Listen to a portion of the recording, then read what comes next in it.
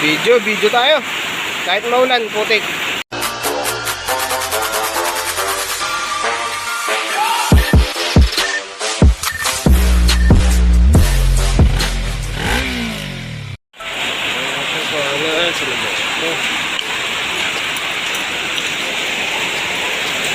Problema na naman tong motor, palaging napapatay ng spark plug.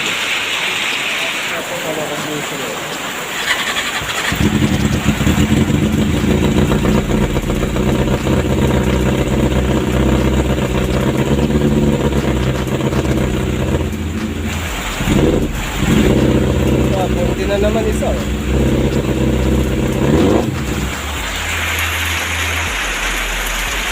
Hanip na yan.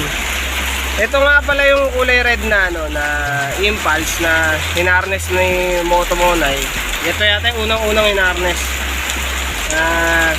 Tapos po problema daw yung may-ari kasi mahina daw yung kuryente sa coil. Nagpalit ako bagong coil niyan mahina daw. Pero ginamit naman to, okay naman to. Tapos sabi ko nga baka sa carb may problema, baka yung pa rin yung floaters. Kasi ito yung nagkaroon ng gasolina sa loob ng floater. Natatrap yung gasolina doon tapos hindi na makalabas. Ayoko ba't ganun, no? Nakakapasok pero di nakakalabas. Ayun, nagre-reach siya kaya namamatay cylinder. Yun yung unang-unang naging problema nito. Tapos hanggang ngayon tingin ko yun pa rin wala kasi mabiling original na ito na brand new. Ang nabibili mga aftermarket na ang duda naman ng may-ari yung kuryente kaya naglagay siya ng mga kung ano nung ground dyan. Putik. Hanip na yan. Ayun, check ko muna tong carb. Kasi yun talaga duda ko, yung floaters, yung putik. So ito yung una ko napansin, walang takip ko. Nirepair ko na lang yata ito. Nirepair ko na lang pala ito. Tapos ligyan ko takip. Kaya tumatalsik. Tapos subang paanda rin, tinakpan ko yan. May tumalsik naman na ganito. Ano yan? Lucha. Yung galing sa carb to. Ayan, tatanggalin ko naman yung carb. Alright, pucha, wala naman akong makitang supply dito. Putik yan. Tapos binunot ko yung dalawang spark plug. Ito yung number 1. Tapos ito yung number 1. Ito yung number 4. Yung 1 basang basa.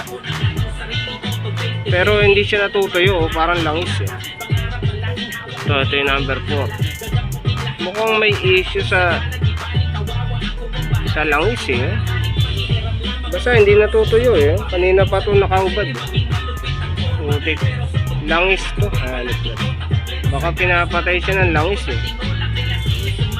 basang basa so, gagawin ko babalik ko na lang to, tatakpan ko ulit tapos papalitan ko ng hela yung galing sa box niya, dati niya pa to kaso yun nga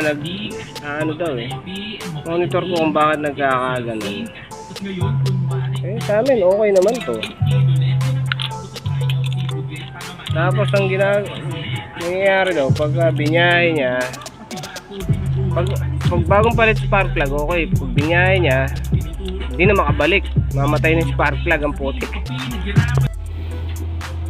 Medyo may mga kalakalawang konti, pero konti lang naman. Diba? Ay pucha, parang lupa-lupa mamaya bumabara-bara yan sa float valve kaya ganyan, kaya minsan sumasabli.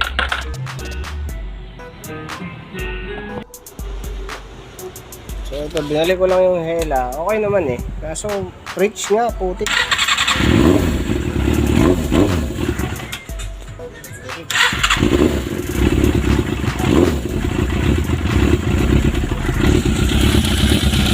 Nag-reach siya sa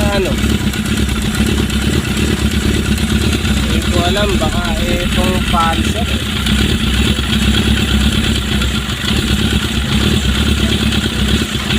kaya nag-iiba-iba silang minor wala namang problema sa carb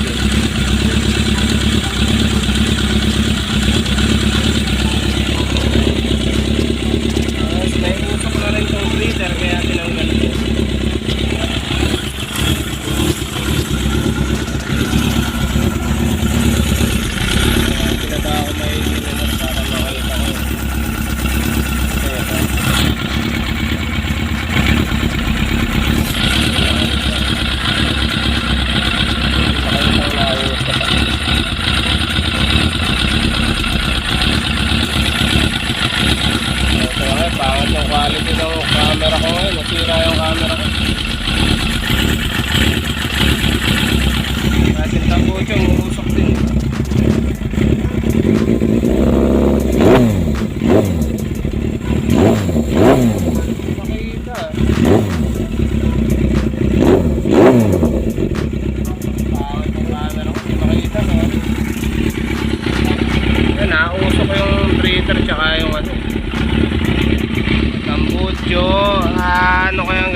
dito. Check ko yung needle. Baka sa needle. Pagka binira ko ng sagad, lentek, kulay itim yung usok eh.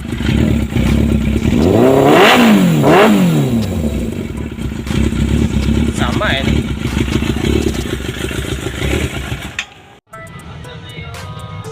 Main jets, mukhang maliit lang naman eh.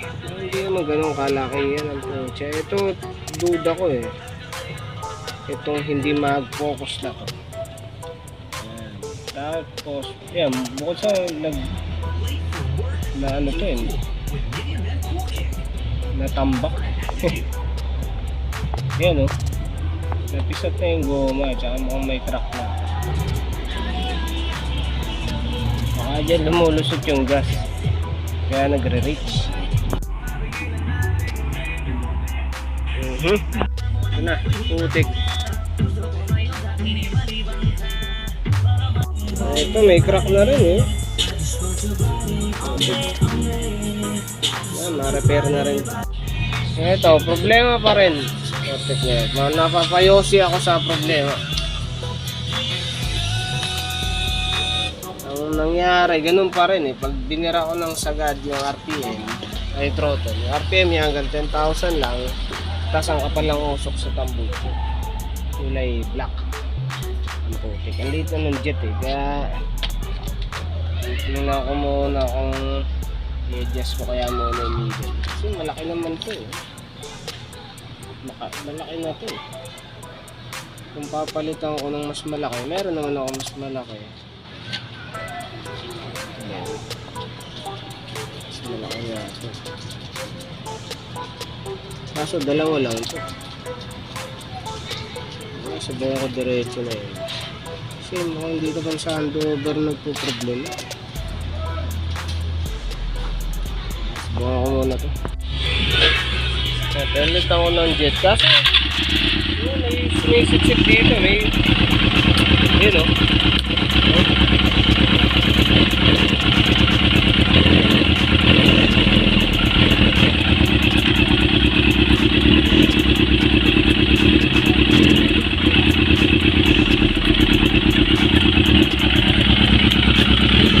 Sumisip-sip dyan ah.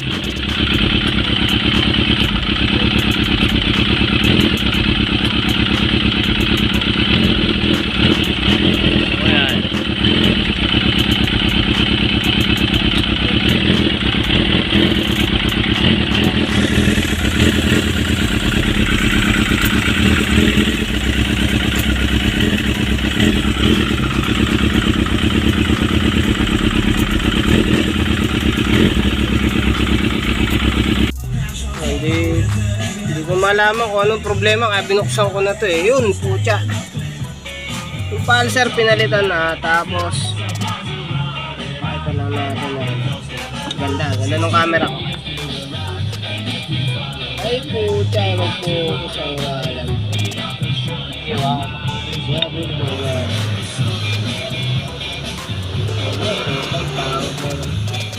Nabagsak kasi yung cellphone ko. Ganda. Puking na puro pilamsik na lang nakita. Yan, diba? Pag yan di na focus ha. Hindi tuloy makita po. Bahala ako mag ayun oh, may ano ba, may gas yan. Ayan o. Walang jo. Nagtiting talaga. Yan. Makita nyo yung nangyari. Ito, masyadong matilamsik. Kaya natin yung ilaw. Yan, may gas-gas oh. Tama-tama. Tsaka hindi ito yung para dito eh. Hindi ito yung original para dyan. Ito, taragis talaga. Teteng. Natin magpasok itong hanap na to. Ay, hindi na. Ayun. Kaya ito. Ito tama yung ano. Tingnan ko, meron pa ako nito. Hanap yan. Yans! Belta ko na ng bago. Meron ano. May dumi. Bago. Alright. Wala, negative to. Ito sana eh. Kaso tumatama eh. Tumatama tong ilalim. Tapos nilinisan na rin to. Tsaka bagong gasket. Siyempre. Putik. Ayun. Mukhang negative pa rin. Kasi naputok-putok pa rin eh. Kaya ito buti may nakuha ako. Ito galing sa ano ko to eh. Takip.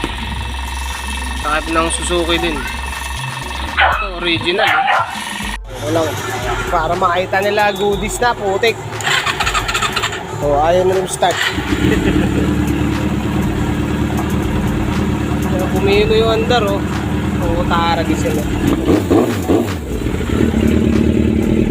Alip. Ayan, maayos na oh. Taragi sa pulser.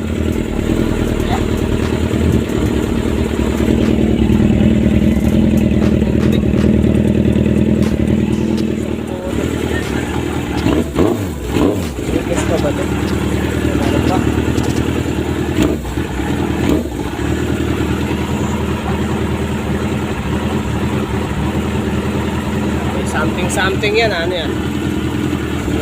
Something.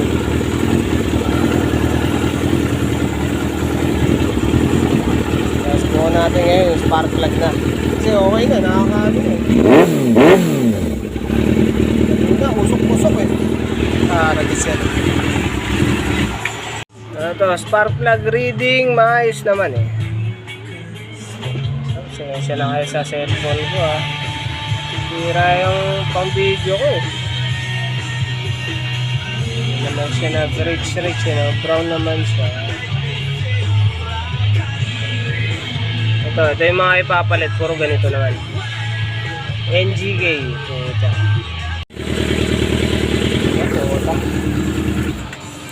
Ganda, putik.